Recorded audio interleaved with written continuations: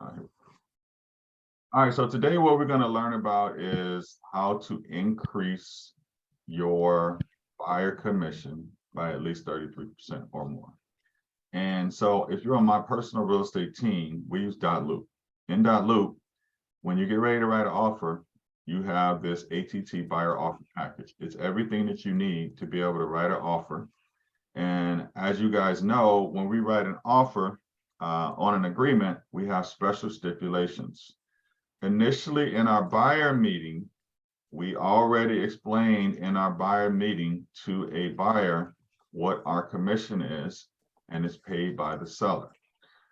In our system, Anthony Thornton team, what we do is we charge 4% plus $5.97 administrative fee, right? And we say it's paid by the seller, but if it's not paid by the seller, guess what? Buyer, you're gonna have to pay the difference. They go, oh, well, other real estate agent didn't charge me anything. Well, we're not charging you anything yet. We'll see when we find a home, right? So why is this important? Real estate agents, listing agents, our commissions are not going up, or they're going down. You guys understand that, right? Mm-hmm. Down. And so if commissions are going down and you're running a business and you don't have any idea what you're going to make percentage wise, that's why we talk in percentages. We don't talk in dollar figures in real estate, because our business is based on percentages. You either had a X percentage as net profit or you did not, right? So if that's what your accountant's going to look at, the bank's going to look at, then that's what I believe that we should be looking at. So we have to have a predictable income or percentage of what we're going to make every time we close a real estate transactions. I've chosen ours to be 4%. Really, it's 3.5%. If a seller pushes us for 4, it's easier to put an X on here and when you're in person with them and say, hey, okay, I'll talk to my broker, but right now I know I probably can agree to 3.5%, right? Some of you guys might want to do something like this on your agreements, 3.5, 597, click a third box and go 0.50 broker fee, right? Which I'm actually going to fix this, and that's what we're going to do. But that's how it used to be. I don't know what happened, change, right? All right. Mm-hmm. Mm-hmm. Oh, all right. So that's what this is exactly what you want to do. Whatever state you're living in, you would want to set up your agreements like this. Okay. So how do we explain it? Hey, Ms. Jones, just so you know, this is our buyer brokerage agreement. This allows you and I to work as clients versus customers. The only people I can show homes to are clients. And our commission is 3.5%. There's an administrative fee to take care of all the paperwork in the office, and my broker charges a 0.5% fee. It's paid at closing and normally paid by the seller. Okay, great. And I would go to the end and tell them, hey, I've signed it, you sign here. So we also want to make sure, so that's on your buyer brokerage agreement, The good thing about being on my team is I already have all this stuff filled out for you, so you don't really have to think about what to do. It's already filled out, okay? And so now you're getting ready to write an offer. If you're on my team and you have a loop, because we use .loop, this is something I pay for outside of EXP. And let's just say, for instance, this Crystal Cardi was my client. What I would do is I would just add a folder. Oh, I did that already. I did that already on that one. I don't need help. I would just add a folder here. And then all I would do is add a template, and I would add a buyer offer template. You guys with me? Yes. Okay, that's what I would do here. If you're on my team, I need to have one loop for every client. I don't need multiple loops for multiple clients. It's very confusing for our transaction coordinator. Once you go into contract on a deal, it goes from this person's name to the property address. All right, cool. So everybody has that. Gotcha. So in our templates, and you guys have whatever system you're using where these documents are. If you're at EXP, Juanita, aren't all the guard documents in SkySlope? Not all of them yet. Well, okay. I mean, for your state? Most of them are. Most of them are there. Okay. But I mean, where are they if they're not in SkySlope? Transaction desk. Transaction desk is mostly where they are. Okay. or you can get it, there's a whole bunch of different, there's like 3 areas. What's the other one again? Might want to post that because some people are saying, what? Yeah, I use Transaction Desk. I don't, All right. maybe, to Kenya can tell you. To Kenya, where else is it? Do you use Transaction Desk? I use Form Simplicity. Okay, Form Simplicity. the other one. All right. So check with your state if you're in another state and ask them where can you find the real estate docs for your state. Like we have Georgia Realtors or whatever. All right. So this is a purchase agreement. And a lot of times people ask me, all right, Anthony, like where does it say that my buyer can use their closing costs for whatever? Remember, I'm getting ready to show you how you can make 30% or more on every deal, right? So on our agreements, it talks about closing costs. And here it is on page 2, right? Is this page 2? Yeah, page 2. It says, basically, a buyer may use to pay any cost or expense of buyer related to this transaction, any commissions, any buyer commissions, anything that a buyer will be required to pay, they can use closing costs for. Here it is right here, 3A, if you're in Georgia, right? Probably your documents have the same things because I'm getting ready to show you how we get paid 33% more on transactions, okay? So you guys, I want you to know it's on page 2 if you're in Georgia. It's under closing costs, and here it is. It says a buyer may use to pay any cost, any or expense of buyer related to this transaction, including without limitation, any commissions, obligations of the buyer. That means you could get the seller to contribute closing costs, and your buyer could agree to use this closing cost to pay your commission if there's excessive commission outside of what the seller's willing to pay. You guys, if you can see that, give me a thumbs up because I get too many calls on this.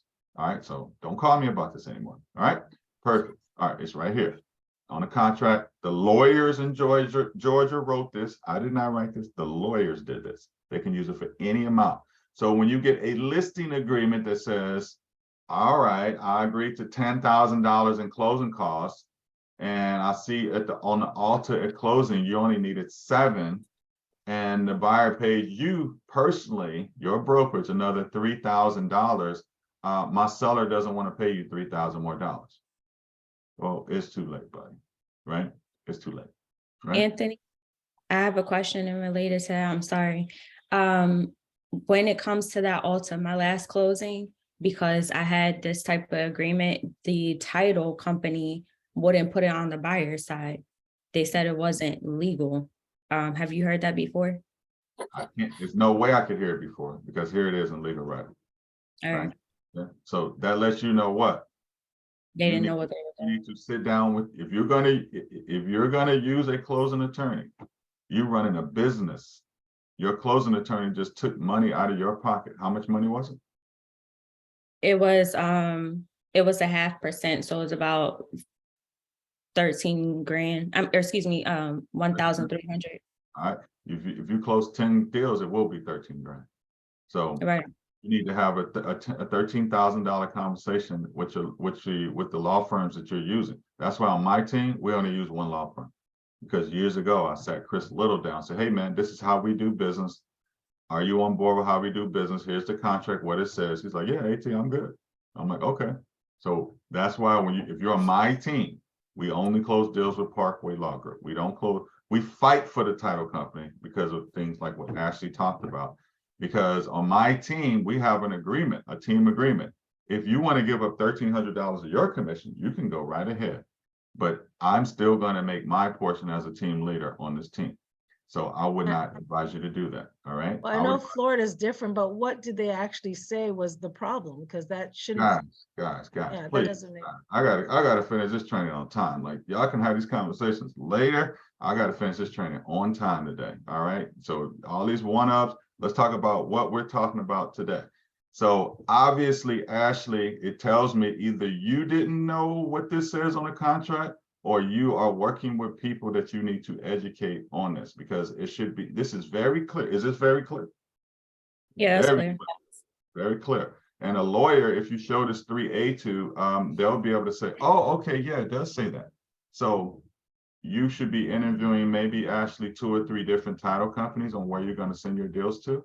And you should be calling them. You're running a business. They work for you. I don't care if they have a law degree or not. Trust me, when I walk into a law firm, I say, hey, man, I need to talk to you before we start doing business. I'd like to see some business, but I need to have a lunch meeting with you that you're going to pay for, and we need to talk about it. And I'm like, all right, here's a contract. Here's how we do business. Are you good with that? Okay. Are all your people good with it? Because when he brings this up in your closing, this is something that catches you out of nowhere, or maybe prior to the closing, and now you lost $1,300 that you shouldn't be losing, right? Was it a VA deal or FHA deal? Excuse me, FHA. Yeah, no way on earth. Okay, no way on earth. Because okay, so just look at y'all contracts. I'm sure Simone should probably post one of y'all Florida contracts in here and be able to see something like this as well. All right. All right, so know that is in the contract. That's all I want you guys to understand, that the state of Georgia lawyers, and I promise you these contracts are very similar across all 50 states. If you look, not Google, but search your contract where it talks about closing costs. All right, cool. All right, so now you guys know that your buyer can do whatever they want to do with their money. So now what do? We submit the offer, right? We submit the offer. And everything that we want, we put in special stipulations, right? We put in special stipulations, but this is our standard special stipulations. It's already on every contract. If you're on my team, you don't have to figure out what to put in here. But we have our special stipulations. And so let's talk about the scenario. What is the average commission? I'll just tell you guys in the sake of time, because it's time starting to get away from us. The average commission for real estate agents across the country is 2%. It's 2%. But most real estate agents think they are entitled to 3%. But that's not what most real estate agents get. My real estate team in Georgia, we're the highest grossing commission team of all teams in Georgia. We average 4%. There's a reason for that. The only difference between my team personally and any other team across the state of Georgia is we ask for it. We're letting people know upfront what our fee is. And I'm teaching our agents how to get their fee, so that we can obviously get paid on our buyer brokerage agreement. Whatever's negotiated up front, you don't have problems when you get to this point, because we all know that this point comes days or weeks later when it's time to write a contract. There should be no questions about everything that we do. We like to do it be above board, explain it correctly, and just let people know. Remember, if you go to an attorney, you guys have your own attorneys. My attorney charges $300 an hour. Your attorney might charge $500 an hour. Different people charge different rates. You can do business with whatever real estate agents you want, but we're letting you know this is how we do business, right? And so we know why we charge more money, because we do more for clients than most real estate agents will do. So we charge more, and we have more causes that we have to support outside of real estate. All right, so when this happens, and what is going to happen, you're going to have a buyer brokerage agreement that says 4%, and you're going to run into one of my listings, and my listings say 0% commission to you, right? That's what they say. And on my agreements, on my listing agreements with a real estate agent, when I market it online, I'm marketing that I will pay you 0. Some of you agents in here may be saying, well, Anthony, if you're offering 0, nobody's going to come look at your home. And I can promise you that's not true either, because we've sold 100% of every listing I've ever listed in my life. I've never not sold my listing, right? And so why does that happen? Buyers tell you which home that they want to see. You don't, most of the time, not you guys, but other real estate agents are not really sending their buyers off-market homes and guiding them to homes and overloading them with homes that they can see. Most of the time, it's a real estate agent just being lazy, being honest, being lazy, and sitting back, and their seller says, their buyer says, oh, I found a home. I want to go see it Friday at 2 o'clock. Or I want you to get out of leave your kids' recital right now, and I want you to go leave your kids' recital and go show me a house. Or you guys saw the video, it's Christmas Day, I need to see this house today. Yeah, right. Yeah, right. Okay, so this is my listing agreement on our team, right? What we charge, 7%, 597 retainer, 0.5%, 2%. We're going to give a agent on the buy side. We may give them more. Guess what? It's up to us. How do we decide if we want to give an agent more than 2%? First of all, I will never in my life give 50% of my commission to a real estate agent. I won't do it. I'm sorry, I can't do it. Because if I take a listing, I already told you 100% of them are going to sell. Why would I give somebody 50% of my money on something that I know is going to sell? If I wanted to sell this Versace sweater, and I know as soon as I put it on eBay, I'm going to get 10 offers, why would I broker it out and pay somebody half my commission? Makes no sense. So some of you guys feel a certain type of way about this. This is only for people that can have the stomach to do this. So this isn't for everybody. Like you gotta, yeah, there's no man here. Is there a man here? Yeah, we got Stephen Allen. Okay, you either got a man up or woman up to be able to make this type of money. This is big money that I'm showing you how to make. All right, so 2% is about the max. Would I pay somebody more than 2%? Yes. What is my own personal criteria? That's just my own personal criteria. What would I do? If somebody's truly professional, that makes my job really easy as a listing agent, it's a smooth transaction, I might bump them up to 2.5. I'm definitely not giving them 3%. I might. If they give me an offer above what I asked for and the closing cost, and they just follow my instructions, I might give them 3%. I might. As I say that, I'm thinking I probably wouldn't, but I might, right? So just so you know, I am the listing agent. I can do whatever I want. I don't have to pay you any commission, right? I don't have to pay you any commission. There's no rule on this planet that says I have to pay a listing agent a commission. That's just something real estate agents make up, and they think they deserve 3%. Remember, you only deserve what you can negotiate. You only deserve what you can negotiate. If you can't negotiate, you deserve 0. You should go work at corporate America. If you know how to close people and help your clients and serve at a high level, make my job easy. If you send me a contract as a listing agent and you don't fill out my stuff on my side and you make me do it, you definitely not getting 3%. You guys with me on that? Mm-hmm. I get mad at me, right? Don't get mad at me. I'm just telling you how top agents think. I'm around them all the time, been around them for decades. If you send me a listing agreement and you didn't fill out my side, I'm like, what is wrong with this person? They're trying to buy a house from me. You're not buying a house from my seller. You're buying a house from me. That's disrespecting me. Now you're causing me more work, but you want something from me, right? That's like your kids not doing your homework, asking for their allowance up front.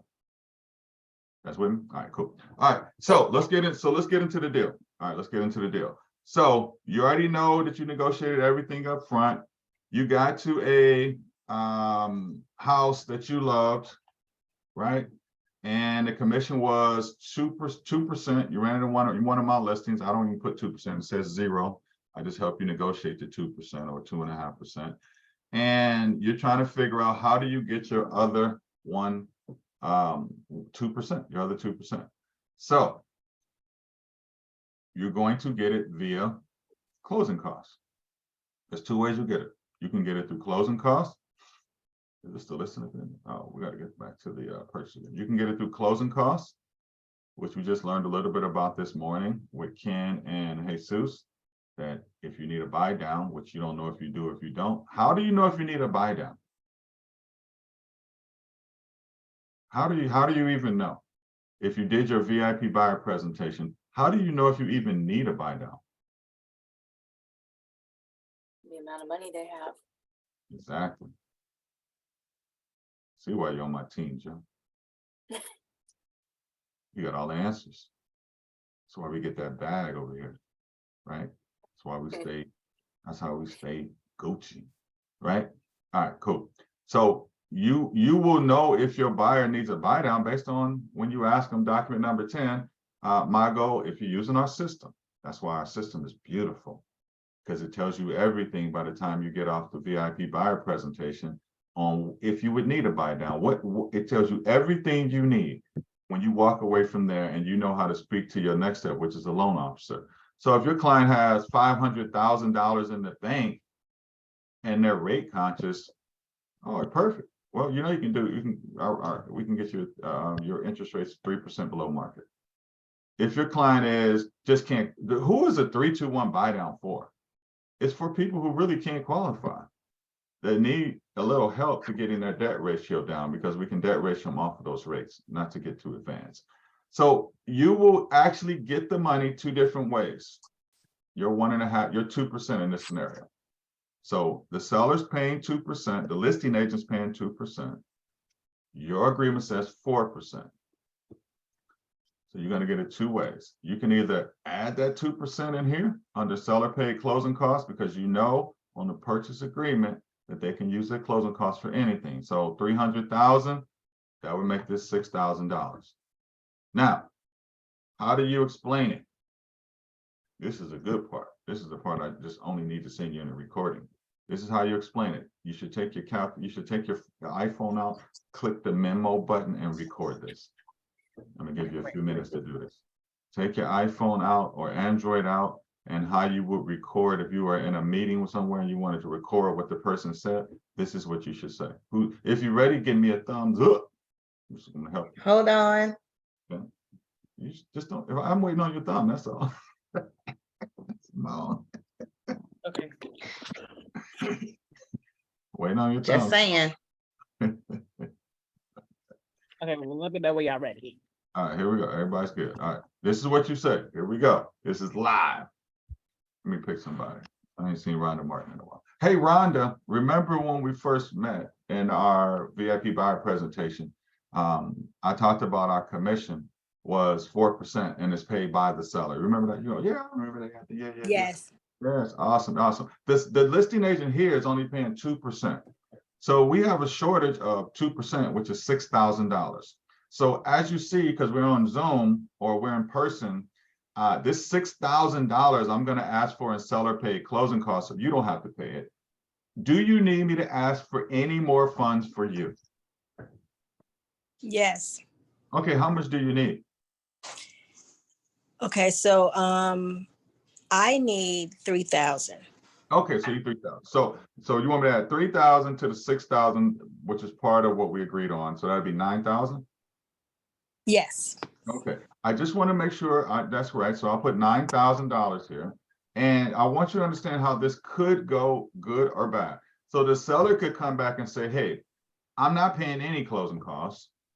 The second thing is they could say, I'm only going to pay 6,000, which means you would not get the 3,000 you need. Or they could come back and we could just have a wonderful time and get 9,000, which takes care of your 3,000, what you need, and the 6,000 deficiency, so you don't have to pay that as well. So are we 100% on board on how that works? So I need the 3,000 because I can't close without it. Okay, I understand that. But I just want to make sure, you understand? I can't control and make sure the seller does this. I'm just going to submit it. Is that okay? Okay. Then when it comes back, we'll just see what we need to do at that point, right? Okay. Yeah. Okay, so the seller comes back and they say, well, all right, here goes a call, Rhonda. Hey, Rhonda, I got the offer back and they countered and I did everything I could. And the most that the seller would pay in closing costs is $5,000. And remember when we first met on our buyer brokerage agreement that our commission is 4%, which is about 6,000 short. The seller's only willing to pay 5,000. So we're still $1,000 short and they wouldn't pay your additional 3,000.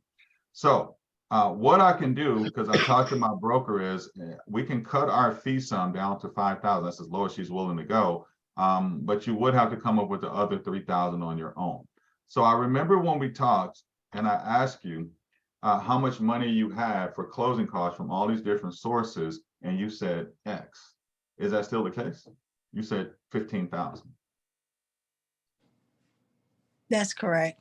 Okay, perfect. So technically, although you'd like it, you really don't need it. We can still get the deal closed, right? I really want it though. I know. I really want you to have it. I wish I could. But right now, at least you're going to get the home you love. And I sell her on the dream of building memories, blah, blah, blah. Whatever I found out in the VIP buyer. This is why the VIP buyer presentation, you have to be so good at it. You guys understand that? This is why. Yep. Yep. This is why we created this system. That's $1 million a year commission system. And then agents that we coach, they want to go do something different because this conversation is coming up, or it's not going to come up and you're just going to take the 2% that you got when you could have got 4% on the buy side. And you guys know I have alters as big as my head that I can stack up and show you all the alters where we made 4%, right? On the buy side. So that's how it goes. So now you understand that how important a VIP buyer presentation is to get them to buy into which 9 VIP buyer benefits they loved. Also finding out where all the money was up front, because when people first meet you, they're open. But when you start going out looking at homes and we start so you know you're going to get to the day where you got to write this contract. And you already know. Let me ask you guys a question. How many times, who's ever seen 4% on a listing agreement, a listing online for sale? Raise your hand. Anybody? I've never seen it. No. No. So this is what you know. 100% of the time, you're going to have to know how to do what I just shared with you. I said 100. 100% of the time. So now this is only for you. Some of y'all getting nervous right now. You're pregnant with a baby, but you won't want to deliver it. You're nervous right now. You're like, I can't have that type of conversation with my clients. Remember, timid salespeople have what? Skinny. Skinny babies, skinny kids. Your pastor wants you to negotiate this, I promise you. Your cousin, Pookie, who went to jail last week, he needs you to negotiate like this. You gotta get him out. Okay, free Pookie. Okay, your kids that want to go to Disney, your kids that want to go to Disneyland need you to be able to negotiate like this. Okay, okay. The significant other needs you to negotiate like this, so they don't have to pay 100% of your next vacation. Okay. Y'all still gonna make them pay 100%, I know. All right. So now ask me some questions because I got some more steps to this. What questions do you have up to this point about what we're talking about? Take me down a road we're not talking about, please. Okay. Who can have these tough conversations with their clients? Shouldn't be Me. tough. Okay. Everything's easy until we get to the money, right? Number one fear salespeople have is what? Asking for money. You guys know there's a technique out there. You go to some seminars and they'll let you out for lunch break and say, all right, whoever comes back and it brings the most dollars back, they make you go ask everybody for $1 out on your lunch break. Because the biggest fear salespeople have, they got this wonderful product. It's Kirby Vacuum's amazing, but they're scared to tell you it's $1,800. Guess what? I got one downstairs. Right? Probably ain't worth 1,800, but I got one. Why did I get one? My mama used to have one. Okay. I'm like, that's what I used to vacuum the house for as a 10-year-old. It worked pretty good. So my mama paid for it. I guess that's what she paid. I have to pay the same thing. Of course, you guys know I negotiated it down from 1,800, but I'm just letting you know. Most salespeople are scared to ask for money. That's why when we used to teach about the $597 up front, some people go, ugh. But then they would see people on our team making $5,000 a month off $597 up front. I stopped teaching it because I just got tired of fighting. Right? I stopped teaching. Okay? But if I do my deals, I'm getting $597 up front. Okay. All right. So 9,000. You guys heard how the conversation went with me and Miss Martin, right? Exceptional buyer. Rhonda should not be upset with me. I negotiated my fee up front. In fact, I even cut my fee $1,000 so she wouldn't have to pay me. Now, would I have to cut my fee $1,000? Only if I didn't know how much money Rhonda had at the VIP buyer meeting. Mm-hmm. You guys understand what I'm saying? Hopefully you guys are using our system. This is why our system is so powerful for you guys to have success, right? This isn't my system. I stole this from Craig Proctor. And all I did was plus it. That's who I learned all this stuff from that I'm teaching you guys. A lot, well, not all of it, a lot of it, right? So what am I talking about? So yeah, so we already know what our fee is up front. And we already know we know every single deal we do, there's gonna be a deficiency. Because we know every single deal that we do, I mean, there's not one real estate agent in here that's paying 4% commission. We already know that, but you don't have to get 4% commission. You could just take whatever the real estate offered. And if you run into one of my listeners that says 0, what are you going to do? What are you going to do?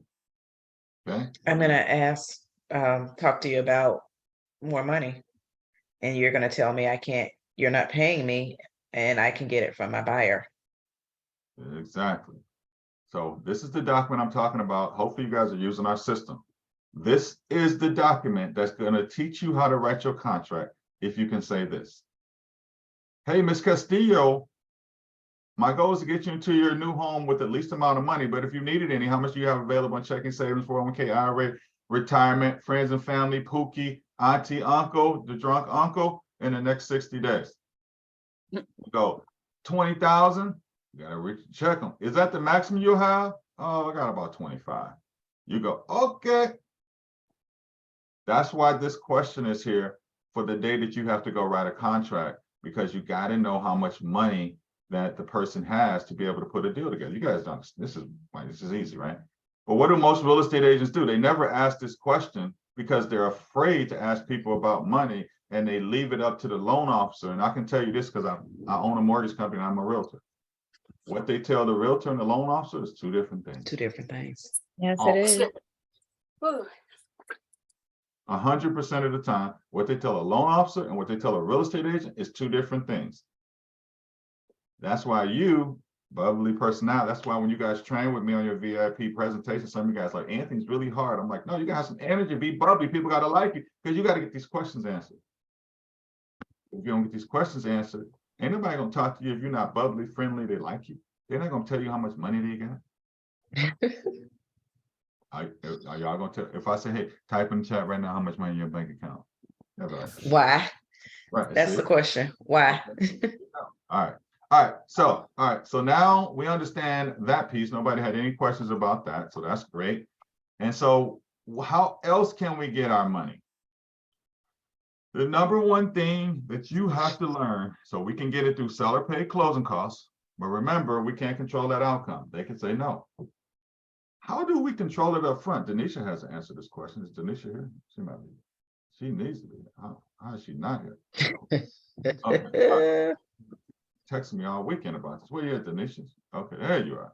Okay, so we can't control the outcomes, but Denisha asked me a great question over the weekend, or she put it in Slack or something like that.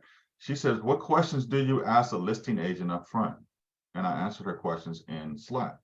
We always do the same exact thing when when a buyer loves the home. You do it every time. It's a script. Everything we do is a script, y'all. How we dress, when we pull it to the house, where we park, everything is a script. We don't just do stuff. Every single thing we do is a script. We're professionally trained salespeople. It's a script, right? So she asked me, I said, well, if your buyer loves a home, because when you're walking through the home, before you go into the first house, what do you say? You have a speech out in front of the house. Hey, Mr. and Mrs. Tarver, this is what we're going to do today. I'm going to show you 6 houses. We're going to spend 2 to 3 minutes. You guys should be recording this. Let me help you record this. So I don't have to send you this, because this video is all over the place, but stuff is coming up. Okay, record this. Let me know if you're ready for me to do this. Ready? All right, ready, Simone? Okay, I got Mama Simone says she's ready. All right, here we go. All right, so this is a script. This is how you sell real estate. This is how you show a house. Pull up to the home, they pull up behind you. You get out of your car, you say, hey, Mr. and Mrs. Tarver, thanks so much for coming out today. I want you to know what's going to happen. We're going to see 6 houses today, and we're going to be in the homes anywhere from 2 to 5 minutes. If we pull up to a home and you don't like it for any reason, I need you to let me know as soon as possible so we can move on to the next home. You are not gonna hurt my feelings, because guess what? I didn't build it. And I want you to find the perfect home. Now, when we go up to the first home, what's gonna happen is I need to know, would you like to see the outside first or the inside first? Okay, and the husband goes, what? I wanna see the what? Outside. The outside. The backyard, And the wife goes, what? I want to see the kitchen. The kitchen or the How do you master resolve it? bedroom. So how do you resolve it? Professional six-figure real estate agents? How do you do it? Because you can't go in the backyard and the front house at the same time. How do we do it? You go You let around the them- back and meet them in the kitchen or something to that effect. All And right, have a meeting point. yeah, you follow the decision maker, Mm-hmm. whoever The that may wife. be. The wife. Whoever that may be, right? You follow the decision maker. Never leave a decision maker. When I buy a house, the first thing I like, I'm looking at the backyard. I'm trying to figure out where can I smoke my cigars at, drink my whiskey, talk to my kids, find where's gonna be the fire, what I'm gonna do, this dad stuff, romantic stuff. That's me. So here's the problem with most real estate agents. They take everybody where? Through the what? Through the front door. 100%. You guys know this because you do it. Some of you guys. And then you take me through the front door and I go, oh, this where my office is going to be, this is too small. Let's leave, back. I don't want to see no mess the rest of the house. But if you took me to the backyard first and it was flat and it was big, it was a fire pit out there, and I'm dreaming about where I could put my outdoor bar and all my Yeti grills and all my green eggs and stuff, then I go and I'm like, oh, that's small, but I can work with it. You guys with me? Mm-hmm. I always ask that question, inside or outside. All right. So you say, okay, when you're walking through the home, Mr. and Mrs. Tarver, I need you to do a couple of things. If we get on the inside and you don't like the home for any reason, it's fine with me. We can immediately leave. Right? I'm doing this because I don't want to, I'm not excited about showing homes anymore. I've seen them all. If they don't like it, I don't like it. If they love it, I love it. Right? You guys know this, right? And so when you guys are talking together, Mr. and Mrs. Tarver, please talk loud enough so I can hear you. Right? So I can hear you. And then they go, okay, right? That's why you got to build trust where? In your VIP what? Presentation. You have to. All parlays into showing homes. Okay, so they walk through the home, blah, blah, blah. Okay, they love it. They love it. Love it is what? What number out of 10? 8. 7 or better. 7. 7 or better. And they go, yeah, we like it. We really like it. Oh, on a scale of 1 to 10, Mr. and Mrs. Tarver, how much do you love this home? I didn't say like. They go, 7. Wow, 7? That's like a 10 in real estate. That's like a 9 in real estate. Awesome. What would make it a 10 for you? They tell you, blah, blah, blah. Okay. And then you fix that issue. You don't want them to leave the home thinking it's a 7, which really is a 9. And you ask them what would make it a 10 for them. And you don't ask them that question. Then they go home trying to figure stuff out on their own. Okay. Don't do that. Right? Don't do that. These are very critical questions. Okay. They tell you and you tell them how they can fix their problem. You're a problem solver, right? Well, I wish the dining room was a little bit bigger because I got a bigger family. Da da da da da. Okay, what do you like most about the home? I like the backyard. Are you willing to give up a little bit? You guys know how to sell on the inside. I hope you do. All right, that's a whole nother training. All right, so immediately you have your laptop with you, right? Mhm. Yep. You always show homes with your laptop with you, because your ultimate goal of showing the home is for them to love the home. And if you're on my team, you either can text Shalonda, our transaction coordinator, to write the contract. If you're not Definitely. on the team and you don't have a transaction coordinator, you should hire Shalonda, because she'll just write the contract for you, right? No matter where you are. But if you don't have a transaction coordinator, you're not on my team, you don't want to hire Shalonda, she's only going to charge you at closing. So what do you care? You need to at least have a laptop at the table and be ready to write an offer. Every home you go into, you should be able to sit down and write an offer. Just hire Shalonda. Yeah, you just hire Shalonda. Because you just text her 555 Main Street, 350,000, 10,000 closing cost. All right, so this is what you do. And I'm gonna teach you the right way. So you hire Shalonda, you text her that your clients love the home. You call the listing agent. Will the listing agent pick up? Yes. What Now, percentage of the yes. time? What percentage of the time would a listing agent pick up? 60. 60. So 40% of the time they will not. So if you know when you call them, you have a 40% chance of them not picking up, what will you do to make them pick up? Text them, Text hey, them. I want to write an offer right here, right now. Answer the phone. So why don't we just start there? Remember? It's just Mhm. like when we call leads, nobody's expecting your call. We call, we hang up, we wait 5 seconds, we call them back. They don't pick up, we wait 5 seconds, call. Then they go, who is this? This must be my cousin or somebody. Oh, thank you, it's Anthony Thornton. You hit my website. Are you looking to make a move next 3 to 6 months? Right? Nobody's expecting your call. Realtors do not pick up the phone. So you video text them, you text them, hey, I'm in your home, 55 Main Street. My clients love it. Call me. So you call them and then you get their voicemail. You leave a message. Here's the voicemail. Hey, this is Anthony. I'm at your listing at 555 Main Street and my clients love it. I just have a few questions for you. This is on speakerphone, right? Well, let's say you had them and you're on speakerphone. Always let the agent know that they're on speakerphone. Don't do that. Hey, I want you to know, Melissa, you're on speakerphone right now and I have my buyers here. I have a couple questions for you. Do you have any offers? They'll say if they have any offers. Is there any flexibility in the price? Is your seller willing to pay any closing costs? Those are the same questions you ask every time. Why do you ask these questions? Because in your VIP buyer presentation, you said that you would do everything in your power, fiduciary obligations to your client, and you would get them the best deal on the planet. If they hear this, this is what ideally what you want to hear. Do you have any offers? Yep. That's what you want to hear. We do, Anthony. How soon are you going to make a decision? Tomorrow morning? Tonight at 7? That's what you want your buyers to hear. Mm-hmm. Is there any flexibility in the price? Nope. Come with your highest and best. Are you willing to pay any closing costs? Nope. That's what you want your buyers to hear. You guys with me on this? Mm-hmm. Yes. That's what you want your buyers to hear. Because then they go, what? I need to write a, let's write the contract right now. I'm not going to ask for any closing costs. Because they don't need it. Right? That's right. This is reverse of what you guys think. What's your goal as a real estate agent on the buyer side? To get the home the clients love. Not what you consider a good deal.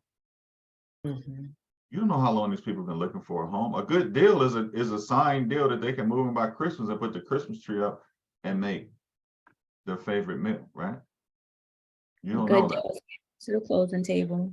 Yeah, exactly. A good deal is not getting a house at 20,000 below market value when prices are going up 15% no matter what. You don't know what a good deal to you is not a good deal to me. A good deal to me, if you're my real estate agent, give me the house.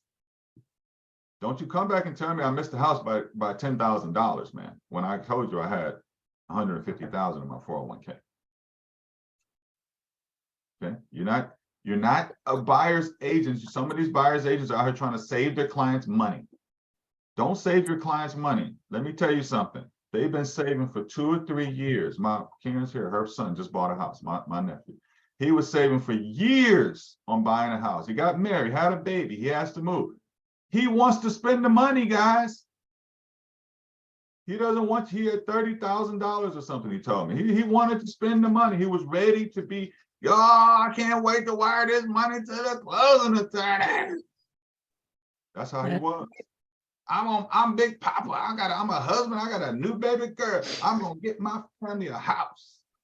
He had saved the money. So let him spend it. Let him feel like a man. Let him feel like a woman. I mean, let her feel like a woman, whatever it is. Whoever has saved, people save money to spend it. You guys save money to go on vacation. I guarantee you don't come, you spend every dime. And then you still charge something because you saw a purse you wanted to buy. Okay, so you say, And if you really want it and you don't have it, you're gonna find. If you really want it, you're gonna find some money to get it. okay, all right. I'm just trying to make this real for y'all. Okay, people want to spend the money. I didn't go to the Versace store saying, "How much is this shirt?" I know how much it was before I walked in the store. You didn't go looking for the sales, right? I did do that. But that ain't gonna I help. did. They don't have a sales. It don't exist. They're like, you ain't been here before, right?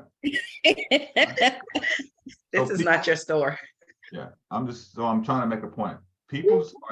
Your clients are saving money right now. Their 401ks are bulging because stock market's been up, right? They want to spend the money. So don't get in the mindset of I just want to save them $10,000 and be able to go on Instagram and say, oh, I saved my client $10,000. Who's next? No, we said it up front that we could possibly do it. Guess what? The bottom line is what? Getting your clients the home they love. Y'all with me? Yes. Absolutely. That is your job. If you keep missing out on deals to your clients, you're going to get fired. Who's been fired before besides me? I've been fired before.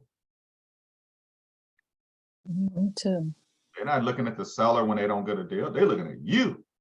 They're like, Anthony, I got 600,000 in the bank. What do you mean I got denied? I mean, they went with another offer.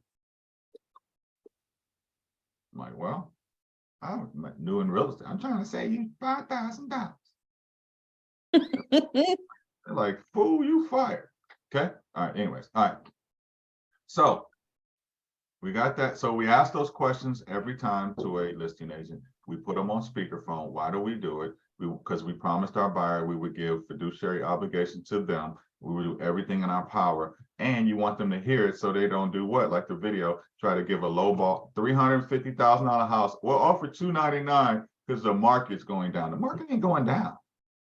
You know, market going down around here. It's just buyers are not taking it through the roof anymore because most of the buyers who already bought, they hadn't already bought. That had all the extra money. Now it's just back to regular. All right. The second piece is you have to know how to price a home, guys. I'm sorry. You got to know how to price a home. You got to know how to price a home. You have to know how to price a home. You have to. I'm sorry. So you could go in here because we have several pricing a home videos, how to price a home videos, pricing webinar. I think I did 1 million of them. And we walk you through how to price a home. You should use, I'm stopping this. You should use our training because if you know how to price a home and somebody's listing a home at 350 that you know is probably going to appraise because you're very good at pricing a home at 370, then you could really just give them an offer at 370 and tell them and ask them for $20,000 in closing costs. But we don't throw darts at a board, right? Because we know how to price homes, right? The home I'm in is a foreclosure I bought for $119,000. It's worth 5 times that now, right? I will only buy homes that's not listed on MLS. That's how I buy homes. So I can't, right? We don't buy homes on MLS. Nobody buys homes on MLS that are trying to get deals. We buy homes off market. And you guys have been buying homes off market, but when you get in real estate, you forget that you even did that, right? Sell by owner owned this home.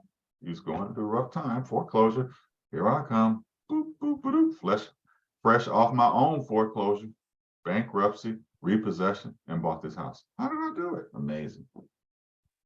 Right? Built my wife's credit, I think, bought it, just so you guys know. All right. That's how I did it. Yeah. We started stacking all over again. All right. So you got to know how to price a home. I don't know what else to tell you about that. We have videos in here. I think I've done, I don't know how many videos, Jill, 1 million, on how to price a home. I've priced every single home. Let me teach you how fast it takes to price a home. How about that? That's what I'm gonna do for you. 1 second. Watch this. Who give me an address in Georgia? Anybody live in Georgia? Give me an address. 35. I'll give you one because it's just a deal that's out there. 35 Yeah. Cub CUB Lane, Covington. 35 Cub Lane, Covington. Watch how easy it is. What time is it on your clock right now? 11:02. All right, let me clear this out real quick. Let me get set up because I got some pre-set up stuff in my stuff. But let me clear this out real quick. I want y'all to time me in a second. This how let me get this 35 days off. This is my express offer setup I do. All right. No basement. Let me get this out. I don't want nothing in here. Okay. Control. Boom. All right. Make sure I have nothing checked. I want y'all to time me in a second. All right. I got everything cleared out. All right, Right. 11:00, who, somebody break out their stopwatch. Who has? I got Melissa? it right now. Let me know when to go. Oh, look at that. Oh, you have to take off the active. Nah, this is how y'all open it up. All right, so look, before, I'm gonna tell you when to start, actually, don't worry. I'm getting ready to show you how fast you can price a home driving. You ready? All right, Ashley, ready, go. She said Okay. 35 Cub Lane. All I care about is closed. I don't care about active in the last 6 months. And there's 3 houses. Watch this. I chose the homes that under my criteria, I chose the homes a half a mile away. Why? Because that's what an appraiser is going to do. Right? Mhm. What happened to my stuff? That's all right. Keep timing that. It ain't gonna slow me down. All right. So here's the 3 homes. So obviously this one's 1 block away. We're gonna look at these 3 homes. All right. So all I do is click the homes. I'm clicking CMA. I already have my I'll just do it for y'all, pages. Only thing I care about is comparables, which I already have mine set up to do this already. I click finish. I go to page 3 on my report and page 7. I'm doing this driving at 75 miles an hour. Okay, I'm doing this driving at 75 miles an hour. Only thing I care about is what? The price per square foot. The average price per square foot is $139.38. And then I'm going to go down to page 7. And I'm going to look at my highest price per square foot that I could come up with is $193, right? So I have 139 and 193. Put that in your brain. All right. So this particular home, Jill said, I go to public records if I'm in Georgia. Public records. It's coming up here, which is the tax records for you guys in another state. What's the address, Jill? 35 Cub Lane. It's in Newton County. Blaine. Watch this. Okay. This is all the people. Blah, blah, blah. All I care about is say, okay, let's see, am I close? They're saying it's worth 386,100. I'm writing that down somewhere. 386,100. I'm going back up to see the square footage because we don't have access to comp flow anymore. As you see, this is the problem with real estate agents. The tax assessor has 1 square footage. The MLS has another. We'll err on 2585 as a square feet for the home. So all I'm gonna do is take 386,100. I'm trying to figure out what these people are coming up with, divided by the square footage. 386,100 divided by 2585 equals $149.36 a square feet. You guys with me? Yes. Why did you pick the MLS's number? I'm under a timer. Save your questions till later. Save your questions. I'm under a timer right now. I'm just showing you how to price a home. You can get all your questions answered. I promise you. Okay.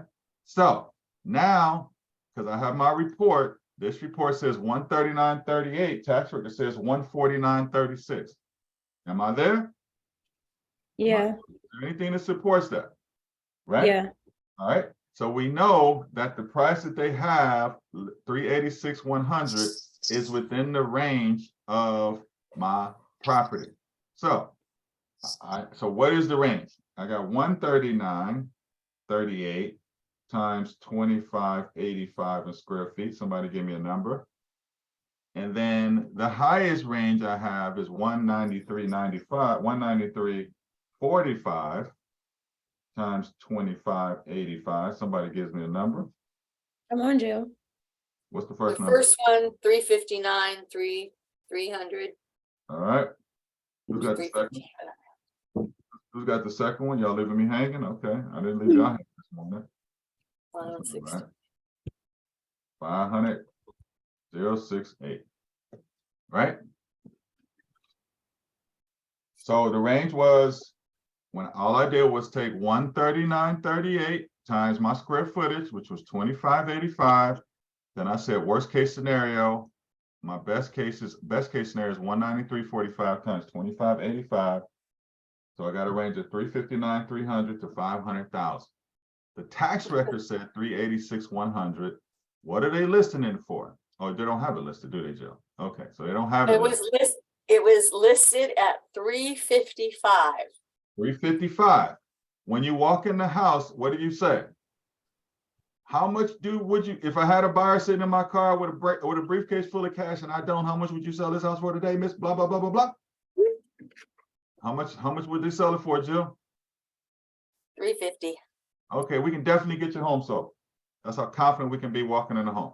So we know the range is 359, 300, somewhere to really about 386. So they want 350. So we got, if this house is listed for 350, and the scenario I gave you guys, where your buyer needed 9,000, Miss Rhonda Martin needed $9,000. I know that I'm going to submit an offer at 359, paying 9 to my buyer, and I know 100% is going to appraise. And the house was already appraised on this one for 405. The Oh. buyer fell through. You guys with me? Yeah, you want me to stop?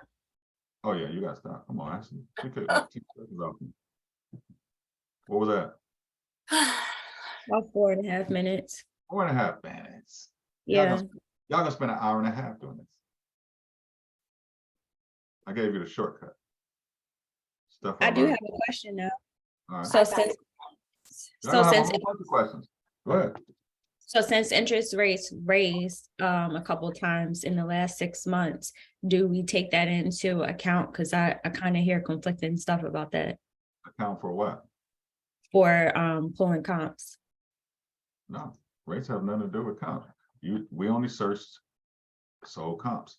Jill listed the house for 350. I'm sending her offer at 359.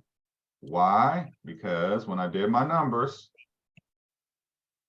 so this is the part where real estate agents check out and they make 40,000 a year. This is what 6-figure real estate agents do, what I'm sharing with you right now. This is how we sell homes. Okay, $139.38 a square foot times my square foot was $25.85. That was on the low end, guys. This house is worth $360. Jill wants $350. How do we know that? Just making sure, because y'all looking like I don't. This is where I got the number from. Right here. When the only certain people, when I go to LA and I talk to real estate agents about homes and you list a home, LA people say this, well, hey, what price per square foot you listing it for, AT? In Georgia, they say, what price is the home? But what does the appraiser say? The appraiser says the price per square foot. This is how the appraiser talks. Right here. The appraiser doesn't talk like this in list price. He talks, the house is worth $139.38 a square feet. This is how do I know? I learned this from Mr. Murphy, who was in Buford. He's a chief appraiser over Georgia appointed by the governor. He taught me this, right? So you should be talking like the person who's going to appraise the home. This is how you talk. You guys with me? All right. Yeah. So I did the square footage according to the tax records, but all right, that's fine. Well, so did I. And 139.38, here's the numbers, times 25.85 is 360. Jill wants 350. A bell goes off in your head saying, I got 10 grand. I can get my buyer and put some extra money in my pocket. cha-ching. Y'all follow me on this? Got Yes. it. All right, this is high level stuff, and some of y'all about to y'all ready to go take a nap right now. Come on now, stay with me. Okay. Jill wanted 350 because you know how to price a home in 4.5 minutes.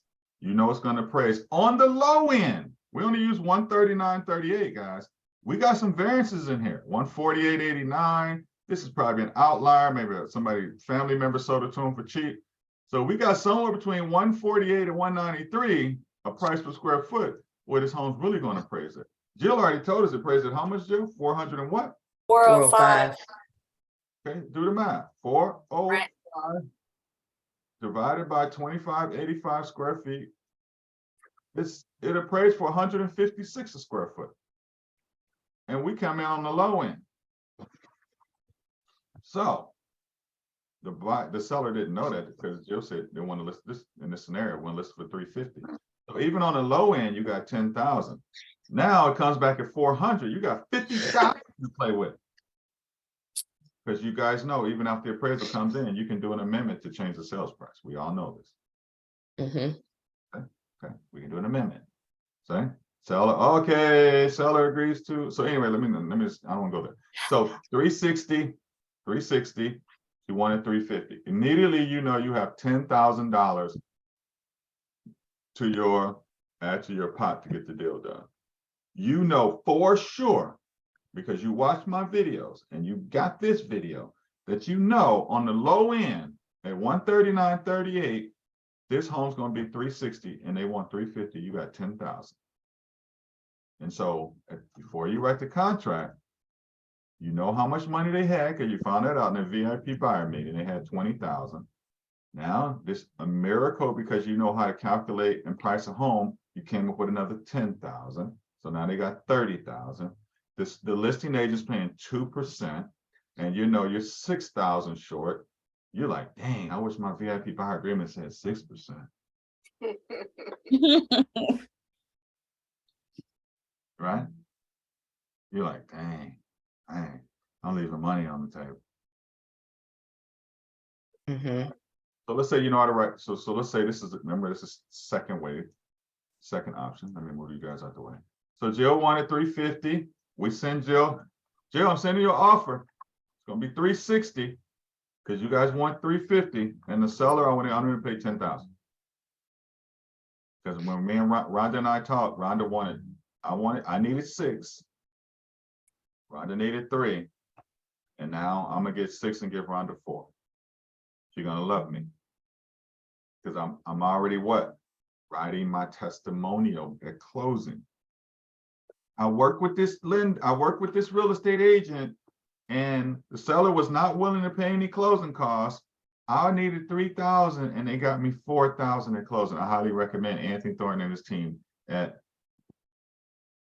because we type out the, what do you call it? Reviews. And we say, hey, Reviews. cut and paste it.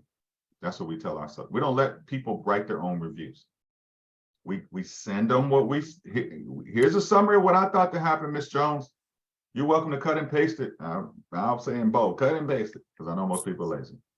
And I'll write exactly what I need her to cut and paste and post and go on Google. You guys with me? Yeah. Yes. All this is leading down, everything started with the VIP buyer presentation. Why do I ask you guys to get a video testimonial at the VIP buyer presentation? I want your clients to know you're gonna be asking for video testimonials. Every time you see a house they love, you love this house? Bloop. Oh man, you love this house, Mr. and Mrs. Tarver. Woo, woo, woo. What do you like most about it? Oh, right. Would you recommend my team? Yep. Go see another house. You love this house? Blah, blah, blah, blah, blah. Instagram, we're going down the journey. They're gonna look at 6 houses. You guys tell me what 3 houses you like the most. Now I got buyers coming in on my Instagram. It's a script, y'all. All right, keep it moving. All right, so this is the second way. If you know how to price a house, I can put a whole lot of money in your pocket. Because when agents on my team come to me and they want to write an offer, I ask them very specific questions. Okay, what's their credit score? How much money do they have? How much is the home going to appraise for? And what's the offer? You can't talk to me like that. You're on my team. We got a problem. You either need more training or you're just trying to do stuff your way, which is taking money out of your pocket, your kids' pockets, your husband's pocket, your wife's pocket, my pocket. And I don't like money being taken out of my pocket in any of those scenarios. Okay?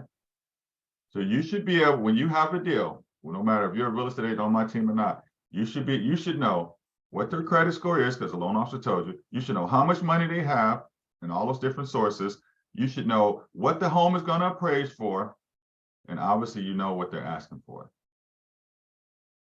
It also tells you, what if you run into a home they wanted $500,000 for this home? You're saying the real estate agent, what? You already know. Either the seller's unrealistic or the real estate agent doesn't know what they're doing. And I don't want to work with people that are like that. I'll tell my client to pass on it. It's only worth, I'll show them the tax rate. It's only worth 386, 100, they want 500. I mean, I'll pursue it if you like, but it sounds like they're really unrealistic. Or I'll call this listener and say, hey, I ran the comps, came back at 386. Why are you asking 5 for? I'm just curious. well, Anthony, just send me an offer. That's what they want to do. So now, what does that tell me? I got control over this listing agent. You guys follow me? Yeah. Somebody's going to be more in control of the transaction, either the buyer's agent or the listing agent. I want it to always be me, or if we're equal, that's even better. I love to work with a listing agent that controls their seller, right? Otherwise, I got to do it as a buyer's agent in a nice way. How do I do it? Videos, letters, hey, emails. Hey, can you share this with your seller? I'm just curious about this, All right. Because my goal is to do what for my buyer? Get them the home they love. Otherwise, I'm gonna get fired. All right, so this is the second way. Dana, how's it going? You're not training. I didn't even see you down there. You like this, don't you? You like this, don't you, Dana? I know you do.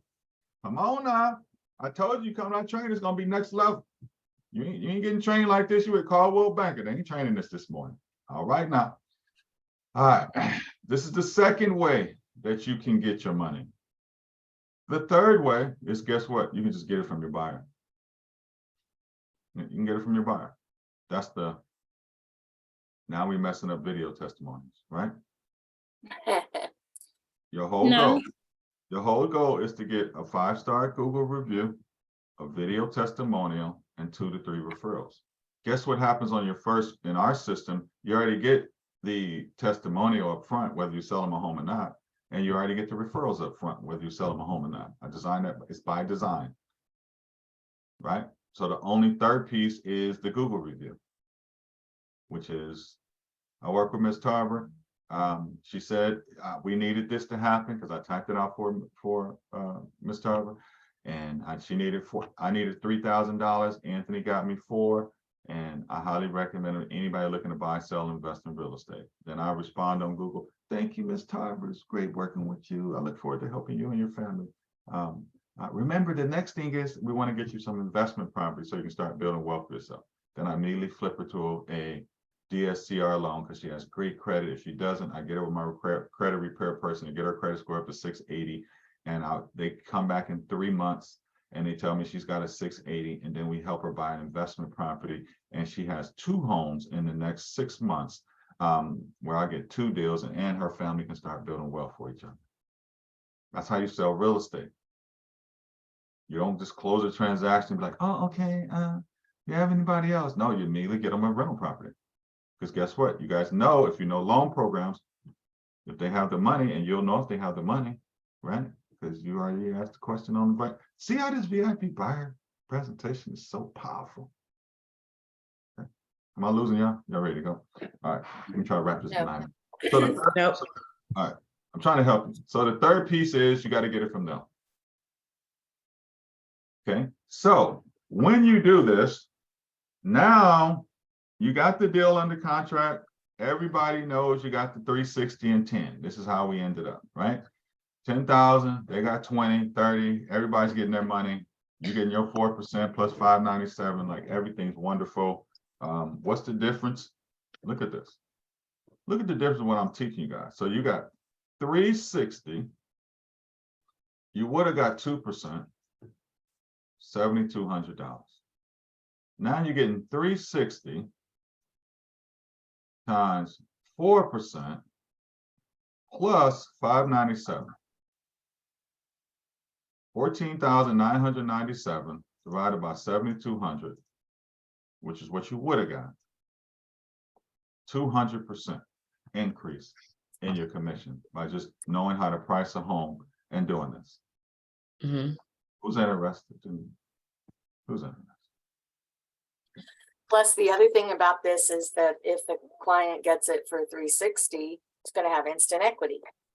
40 grand, 45. Jill's been on my team for a couple of years now. Jill, they don't believe this really happens. Does this happen on our team? Yes, unless you get a dumb client like mine on this deal. But anyway, All day and twice on Sunday. So this is how we sell real estate. yeah, How we sell real estate. Why? We donate money to Children's Healthcare Plan. You guys have all. You guys don't come to these meetings. Remember, I promised you this from day one, and I keep this promise to you. I will never teach you something that might work. I will only teach you stuff that I have done and I'm doing that works. So therefore, when you come to this meeting, all you gotta do is take notes and go home and implement. That's what happened on my last close, my latest close, which was actually a GHL referral. So yeah. The the eightplex. No, this was the one in Crestview. Oh, okay. All right. We already closed it. Yeah. Oh, I was trying to think if I had another check coming. That's all. Alright. But that's why it's important to know the why, because when they hesitate and they don't want to put in an offer and they're, X, Y, Z and PDQ, you can go back to their why. So imagine if you could do this on 100% of your deals. This won't work on 100% of your deals because some homes won't have equity. I mean, most now in this market, every home has equity. But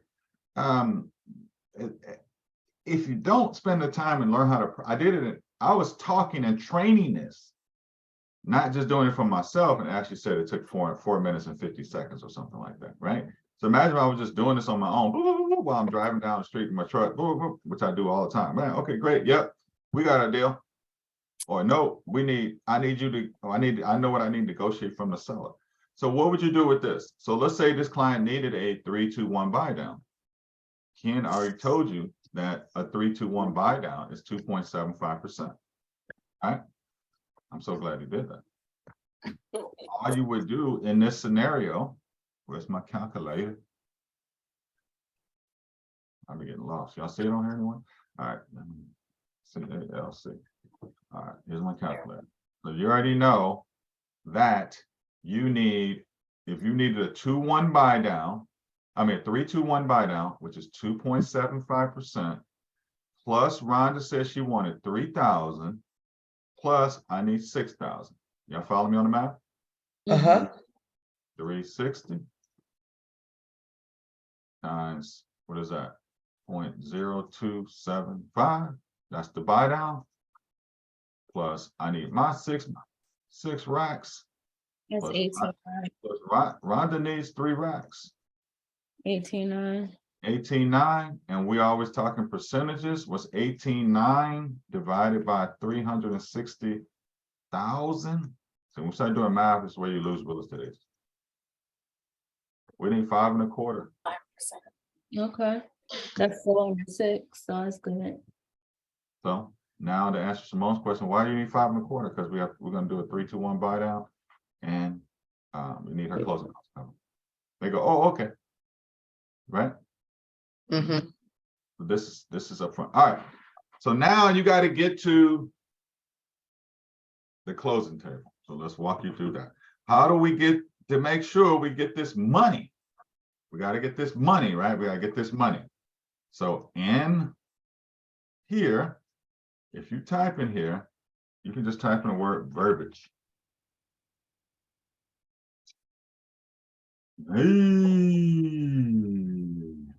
Where's it called? Doing it so long. Where is it? It's in dot loop. Oh, it is? Okay, yeah, it is in dot loop. Thanks. I forgot. I'm a pretty bright guy. I put it in dot loop, right? Thanks.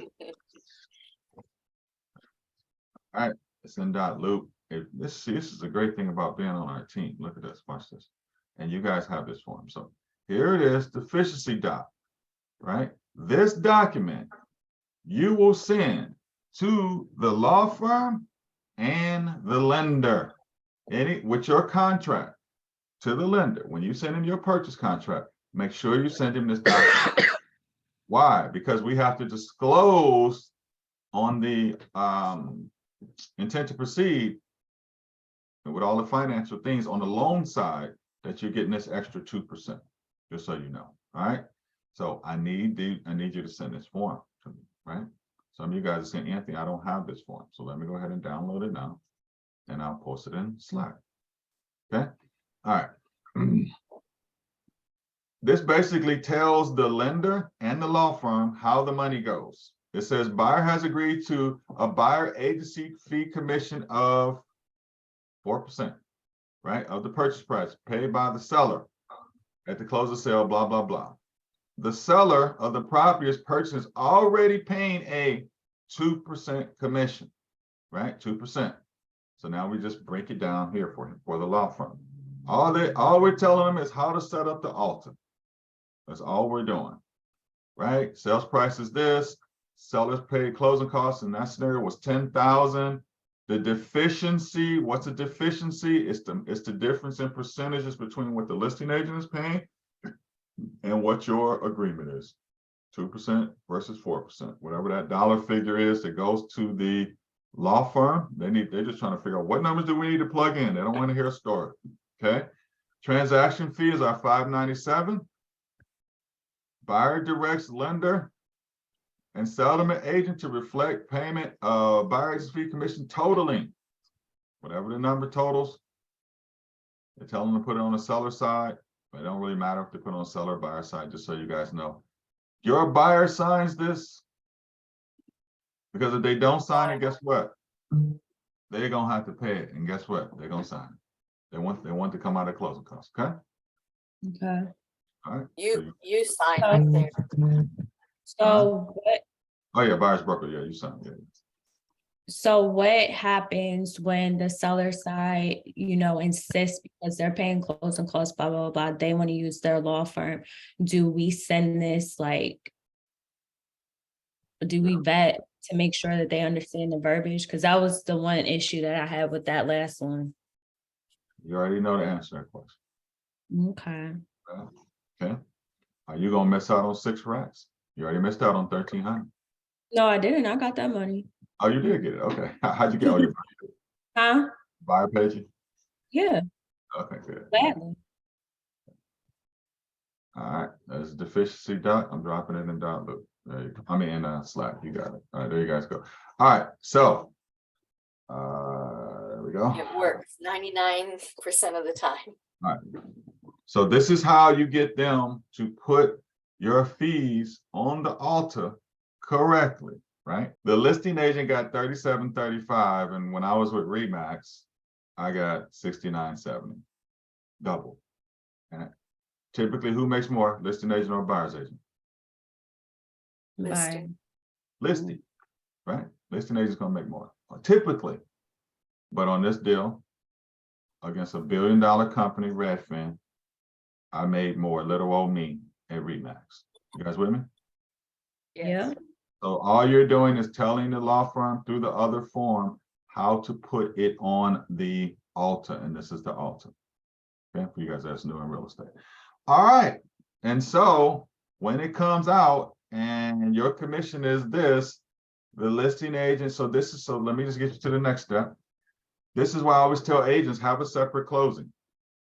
Don't do the same closing in the same room with the listing agent and you as a buyer's agent. Let them go for the first 30 minutes and just call the law. You guys control the law firm. Let me get this off my screen because I got to talk to y'all. I want y'all to run a business. When you deal with a law firm, this is how you deal with a law firm. Hey, this is Anthony Thornton. Who's going to be the closing attorney on my deal today? Hey, I need to get him on the phone. I need to talk to him. Hey, Mike. Anthony Thornton, EXP, Anthony Thornton team. Listen, you're going to be the closing attorney, man. I'm looking forward to working with you today. I'm not going to be there, by the way. I will send my video crew to get a video testimonial. But I haven't got the altar, and I know I was supposed to get it 3 days prior to closing. No problem. Can you send it over to me? The reason I'm calling is do not show an altar to my client without me sending you my permission to do it. Are we good on that? Well, yeah, AT, but they're already here. Don't do it. Until I see it, give me, what's your cell phone number? I'll text you and let you know it's correct because I want to make sure everything's correct so you have a smooth closing, okay? He goes, oh, okay, yeah, man, it's cool. I'll do that. Okay, no problem, right? So the law firms work for you. There's no reason for you to walk into Afghanistan with a suicide vest on and you missing money on your altar. You should see your altar. What some of these companies do is they got the listing agent in there with their client, the buyer's agent there with their client, and then they bring in the altar and everybody goes, what's this? And the listing agent looks at you because you're making double what they're making. They don't care. They want you to sweat, right? So have a separate closing. And I'll tell the law firm, listen, I want to have separate closings. In Georgia, just so you know, they passed a law. You're not supposed to have listing agents and buyer's agents in the same room. That's a Georgia law, but people do it all the time. But Parkway Law understands this because I've told Chris Little that's not how we're doing business. Because why? I know we're making more than the listing agent. I already know, and I know they're gonna be mad. They do be mad too. Yeah, they're gonna be mad. So you just tell the law firm, listen, I want to have when you set it up as a separate closing. Do not put the listing agent and their client in my closing. Are we good on that? Yeah, okay, great. And before you get their hour, hey, I just want to make sure, I remember I requested separate closings. I know we got a 1 hour slot, 1 to 2. Let them go from 1 to 1:30. And then when I walk in, I want to make sure it's just me and my buyer. So let's go worst case scenario. You walk in, and a listing agent still in there. Hey, Mr. Attorney, I need to talk to you. And you bring them outside and talk to them. Hey, remember I called ahead and I wanted a separate closing. My buyer doesn't want the listing agent in there with their closing. Oh, okay, Anthony, no problem. So they go in and tell the buyer's agent, listing agent, they got a bounce, right? And then now it's just you and your client. Everybody's happy. We all in love. Boo, boo, boo, boo. We can get our video. Everything's great, right? That's our system. You guys can do whatever you want. If you want to make this big money, I'm telling you right now, I've walked in the closings, and before I can get in the door, the listing agent is walking at a beeline straight to me saying, Anthony, you're making more money than your client. And I said, well, what are you talking about? What, you're making $15,000 as a buyer's agent. I'm making 7, and your client's getting 10. I said, my client's happy. And you use my seller's closing costs to help pay your commission. I said, well, my buyer, that's what they elected to do with their money. We have special programs. And then I'll always bring what? Our sell for free certificate into closing. Right? You guys see why this whole thing is working? You Yeah. can take